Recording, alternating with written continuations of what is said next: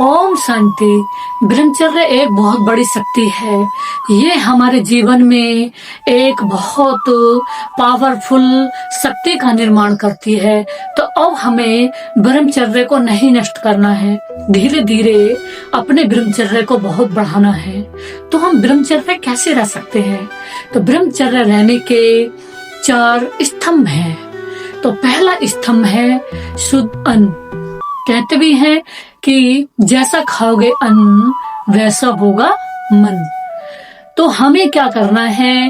अब हमें घर का बना हुआ शुद्ध भोजन खाना है और सुबह ही उठ करके कुछ देर परमात्मा को याद करना है, अर्थात हमें मेडिटेशन करना है। तो हम बहुत जल्दी ही ब्रह्मचर्य को धारण कर सकेंगे। जैसे कि जो भी कोई हमारा साथ है, अगर किसी का हमारा साथ ऐसा होगा कि जो हमें गर्त की ओर ले जा रहा है, तो वो हम उससे अवॉइड रहें। तो हम रोमांटिक रिलेशनशिप से भी अवॉइड रहें। तो अब हमें जो इस समय चल रहा है, किसी के साथ भी ऐसा संबंध जोड़ना नहीं है जिससे हमारी छवि धूमल हो जाए, जिससे हमारी जीवन पर कुछ दाग लगे। तो अब हमारा जीवन ऐसा श्रेष्ठ जीवन होना चाहिए, ऐसा महान जीवन होना चाहिए कि संसार में हम महान कहलाए, देवी देवता जैसे बन जाए। तो फिर हमें क्या करना है? उसके लिए हमें किसकी मदद ले? और उस प्यारे पिता परमात्मा की हर पल मदद ले।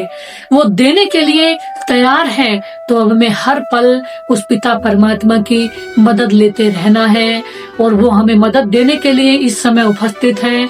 भगवान आए हुए हैं। तो अब कोई भी रह नहीं जाए, इसलिए अब सभी भगवान से मदद लें। सभी के लिए वो पिता परमात्मा आए हुए हैं। सभी के सहारे दाता पिता परमात्मा से सभी मदद लेते रहें, सभी उनको याद करते रहें, सभी उन्हें अपना समझते रहें और वो सबको अपना समझ करके जन्म जन्म के लिए माला माल बनाते रहेंगे, खुशियां देते रहेंगे, सदा धन धान्य से भरपूर करते रहेंगे।